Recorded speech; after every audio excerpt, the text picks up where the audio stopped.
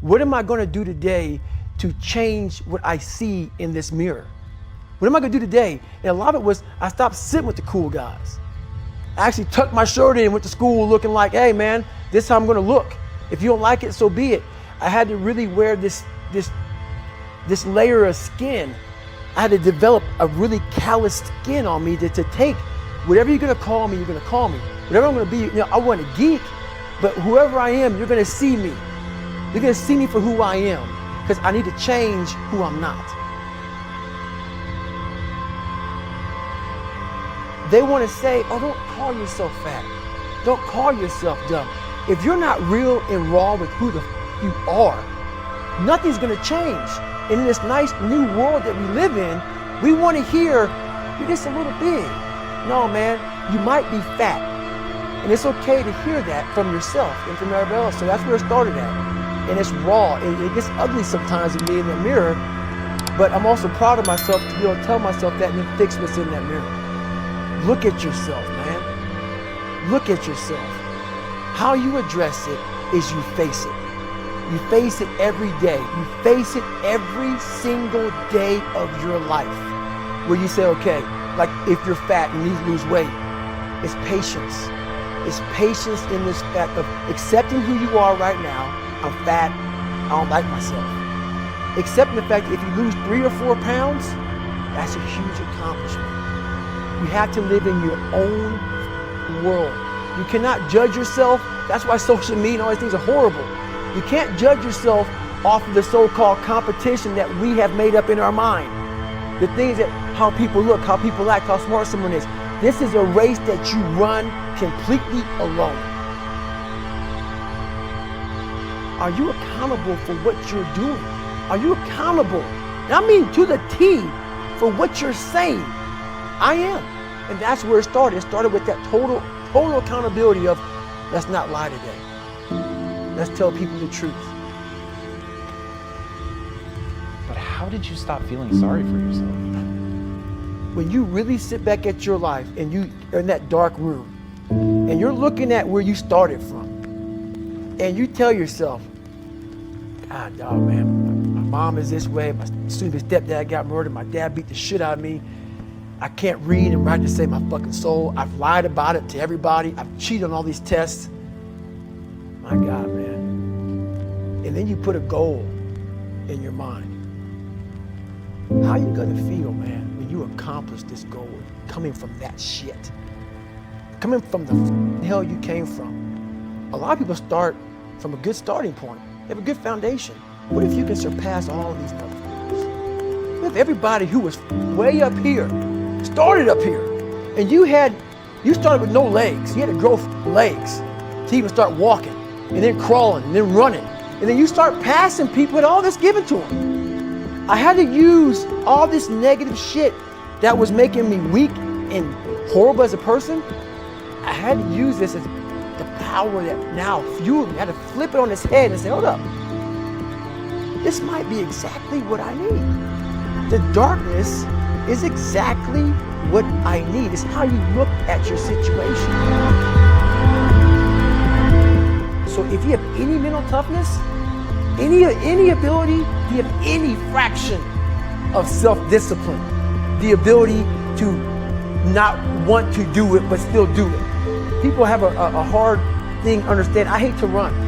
And what makes me so crazy, it doesn't anymore, people go, well, why do you run if you hate it? What are you talking about?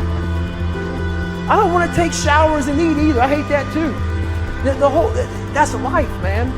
It wasn't until I changed that mentality that I became somebody. I hated going to school, so guess what? I was dumb as shit.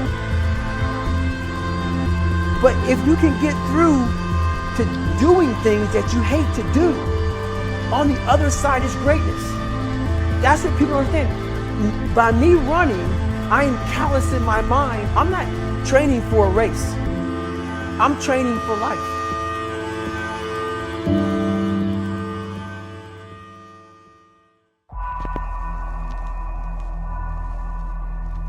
For people that see someone who's a beast, who's done great things, you just assume that they're different than you. Right. But then you hear about your insecurities and your pitfalls and all the things that went wrong with you, and you realize, well, God damn it, those are the same things that go wrong with me. Like, maybe I have that inside of me and I've just never summoned it. Right.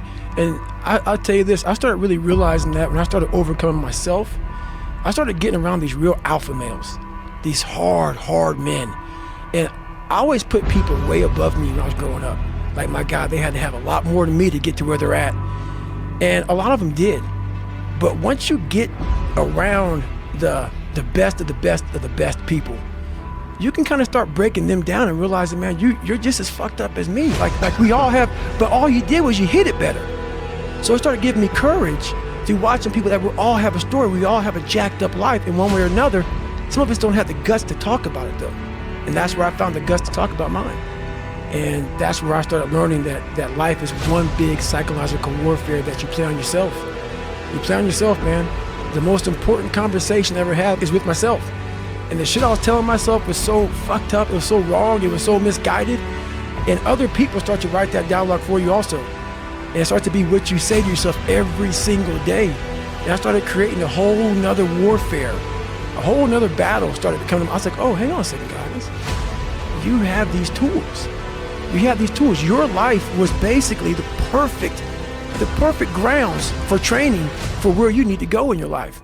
All the beatings, all the bullying, all the, you going through learning disabilities, all the struggles.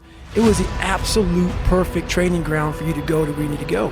And that's how I started looking at my life versus woe is me, poopy pants, kick a rock down the street mentality. It was, God just hooked you right the fuck up. He hooked you right up, man, with the perfect place. You were training. For the first 18, 19, 20, you were training for this stuff, man. You had the advantage of everybody else versus, my God, they're so above me. They came from a great family. Mom and dad loved them. They didn't have to learn, they didn't stutter, they didn't struggle. No, man, your struggle is what made you who you are now. So I started flipping this into a whole different, I started being a master of what I was scared of. I was scared of my mind. And I became literally a master of that mind. And that's what now, from now on, it sets me apart from most people. I started diving into that.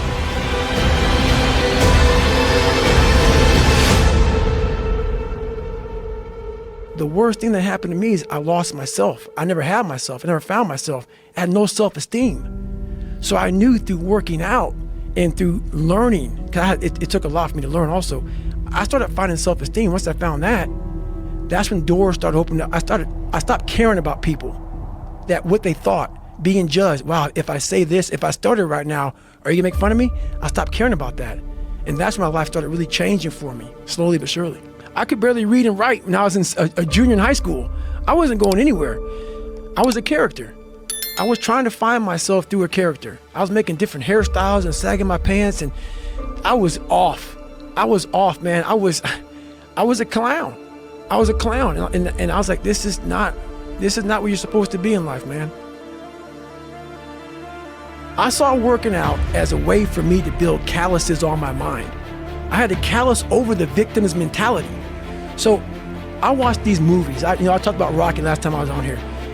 I always equated training to mental toughening. Like, it always looked brutal. People waking up early and doing all these things, and it looked horrible. I was like, wow, man, I gotta start doing that. Not to get better, bigger, and stronger, but that is what's gonna build me. That looks uncomfortable. That looks brutal. And getting up early, I don't wanna do that. So I made this long list of things I don't wanna do. And through that, I found myself. I always equated working out to struggle. And I struggled my whole life, but I ran from it. So I started realizing, man, I gotta start facing the struggle, and I gotta be mentally strong for the struggle. So that's why I started coming up with, like, I'm training for life. Mentally, I'm training for life. I'm not training for, like, to lift 400 pounds. And I found out on my own pretty much, is that through discipline, through self-discipline, through repetition, through tons of repetition of the same thing that you don't want to do, and that's the key thing. Through repetition of things you don't want to do, you develop mental, like an armor for your mind. You start to armor your mind, because your mind's like, okay, we suffer every day. That's what we do. We do stuff that sucks every day. So then when the suck stuff comes, you're ready for it. And that's how I started coming up. You know, I just started being very uncomfortable. And now it's like just a way of life. Where I came from growing up, I cared about what everybody thought about David Goggins. Oh my God, please accept me, please love me, because that's gonna make me feel better because I wasn't loved as a child. When you go on a journey of life and you figure out who the fuck you are, you don't give a damn who the hell the Joneses, the Adams, you can all go somewhere and have a good time. You know who you are, so you don't care about the external shit. I care 100%. So on a scale of 1 to 10, it's 100. About, I want to see my internal, and always my internal. That means everything, because that's the thing that matters. If you matter to yourself, you don't care about anything else. The biggest skill, the biggest thing in the world to master is the internal part of a person's life. And it's your life. It's not about, it's your life. Master it. Become internal. That's it. It's everything. It's not about the running, the swimming, the push-ups, the sit-ups. It's about what those things do for your mentality. You don't get better on the daggone couch.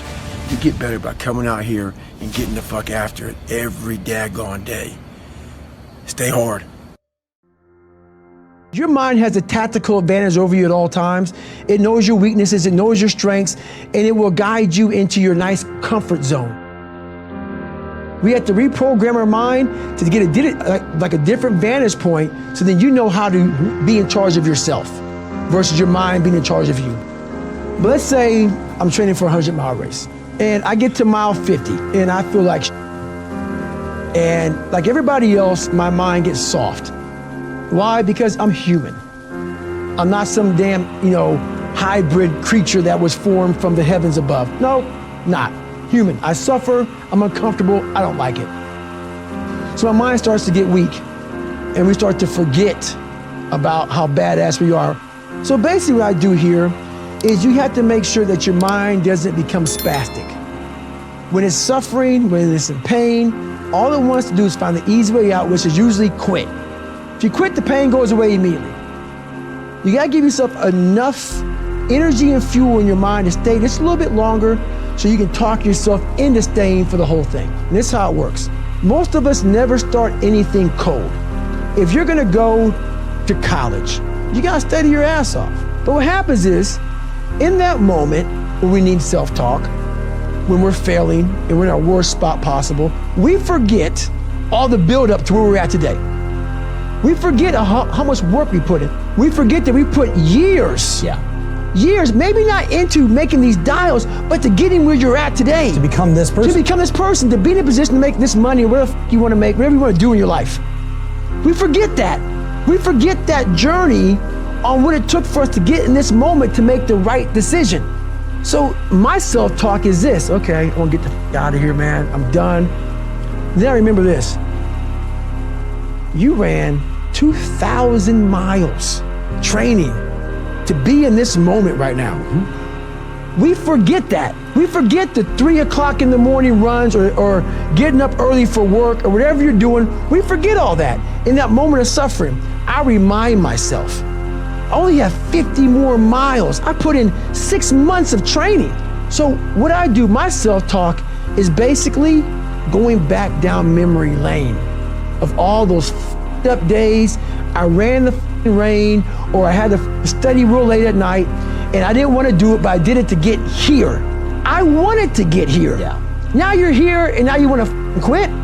So you gotta be mindful, but this thing about it, if you haven't put in any hard work to reflect on, you're f***ed. All this positive talk, it doesn't work if it's a lie. Like, if you didn't study for your big exam, and you go into it saying, I'm gonna pass it, no, you're not. You're gonna fail it. That self-talk is not gonna work. Self-talk without real work is just a lie. So my self-talk is me reminiscing back on the struggle to get to this moment. And that tells me we're not quitting today. Not today.